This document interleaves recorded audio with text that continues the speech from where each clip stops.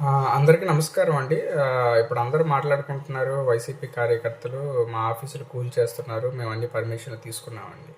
కానీ యాక్చువల్‌గా మనం ఇక్కడ ఒక విషయం మాట్లాడుకోవాలండి. ఏ రాజకీయ పార్టీ అయినా సరే గవర్నమెంట్ దగ్గర లీజుకి స్థలాలు తీసుకొని పార్టీ ఆఫీసులు కడుతుంది. ఆంధ్రప్రదేశ్‌లో ఒక్క జనసేన తప్ప ప్రతి పార్టీ కూడా అలా కట్టుకున్న కార్యాలయాలే. జనసేన కేంద్ర కార్యాలయం మాత్రం వాళ్ళ సొంత కార్యాలయం. ఇక్కడ టీడీపీ వాళ్ళు ల్యాండ్‌కి పర్మిషన్ తీసుకున్నారు. అలాగే ఏ మున్సిపాలిటీ పరిధిలో, ఏ కార్పొరేషన్ పరిధిలో అక్కడ మున్సిపల్ అప్రూవల్ తీసుకొని బిల్డింగులు కట్టుకున్నారు. కానీ వైసీపీ ఏం చేసింది? మేమే అధికారంలో ఉంటాం, మేమే శాశ్వతంగా ఉంటాం అని చెప్పి మున్సిపాలిటీలకి అప్లై చేసి పర్మిషన్ అప్రూవల్ వాళ్ళే ఇచ్చుకోవచ్చు పర్మిషన్. కానీ వాళ్ళు పర్మిషన్ అప్రూవల్ లేకుండానే కట్టేసుకున్నారు.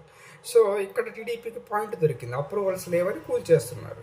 వాళ్ళు కోర్టుకెళ్ళినా జరిగేదేమీ లేదు. ఇది అంతా కూడా అతి విశ్వాసంతో వైసీపీ తన చేజేతులారా చేసుకున్నదేనండి. నమస్తే.